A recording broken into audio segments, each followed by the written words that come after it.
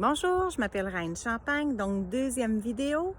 La première vidéo, on avait parlé un peu du COVID et des problèmes dans le fond respiratoires qui en découlent.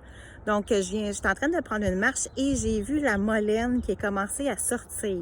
C'est une plante qu'on peut utiliser vraiment pour les voies respiratoires, connue depuis longtemps pour les herboristes.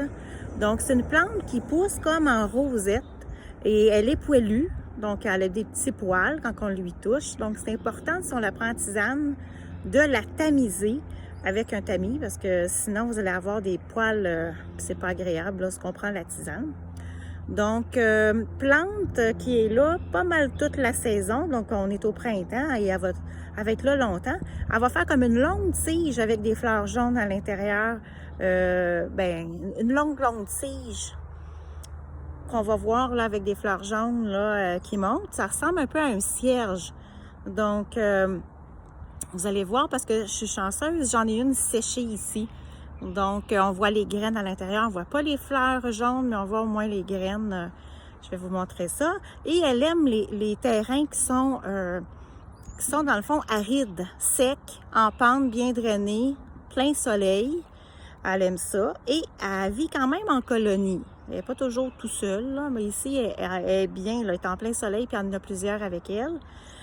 Donc, je vais vous montrer ça. Je vais revirer mon cellulaire tranquillement pour pas que vous soyez étourdis. Donc, ça en est une. On va aller proche, là. Ça, c'est une rosette de molène. Il y en a un autre à côté. Ici, on voit, j'ai détaché la feuille et c'est une feuille qui est un petit peu comme... comment je peux expliquer ça? C'est un peu, pas mousseux, mais en tout cas, c'est comme un duvet, là. Donc, mais c'est des petits poils. Donc, il faut vraiment bien le couler. Ici, on regarde ici, il y en a une avec une tige. Vous voyez cette tige-là?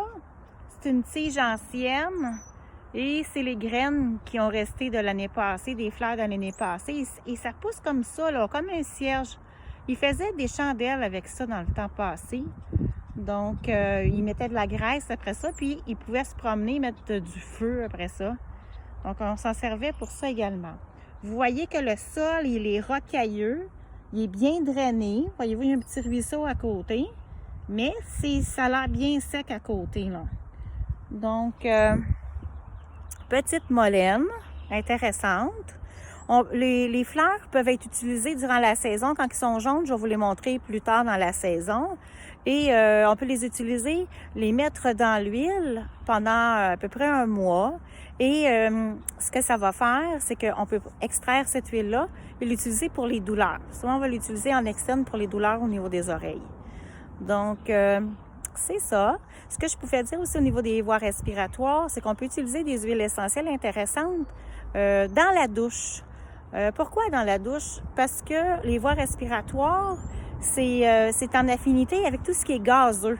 Donc, la vapeur va être très intéressante pour les gens qui ont des problèmes respiratoires. Donc, on peut partir la douche chaude et là, on met des huiles essentielles au pied de la douche. Ça peut être de l'eucalyptus, ça pourrait être de la menthe poivrée également. Et à ce moment-là, on embarque dans la douche et les vapeurs continuent. Pas obligé de mettre ça très, très chaud, mais au début peut-être, là, mais après la diminuer pour que ça soit une chaleur humide, là. Et ce que ça va faire, c'est que vous allez voir, ça va embaumer l'espace. Vous allez respirer l'huile essentielle d'une façon plus vapeur. Et ça va aller directement au niveau du poumon, assainir le poumon. C'est excellent, ça. Donc, l'huile de menthe poivrée, on peut l'utiliser aussi sous le nez. Là, j'ai ma petite feuille, là. Mais on passe la bouteille sous le nez et ça dégage les sinusites. Bien, ça dégage le nez bloqué. Donc, ça peut être intéressant de faire ça pour aider à respirer. Donc, et on peut faire plein de choses avec la menthe poivrée. Les gens qui ont des migraines, on se met ça sur les côtés.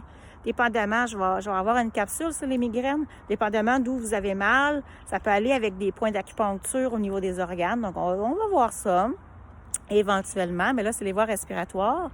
Donc, ce qui est important aussi, c'est de faire des bonnes respirations, pas juste de respirer du haut. Faire des respirations amples.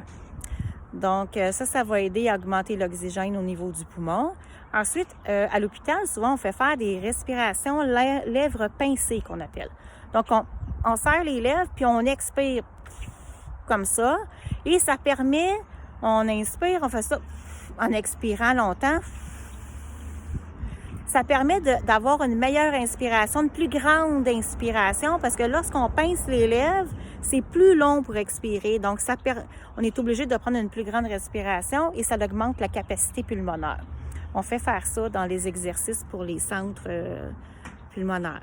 Donc, ça peut être intéressant. Ensuite, on peut utiliser dans l'air des huiles essentielles, soit de l'eucalyptus, on peut mettre du sapin, et ça va assainir l'air au lieu de mettre ce qu'on met là, dans les prises là, pour sentir bon.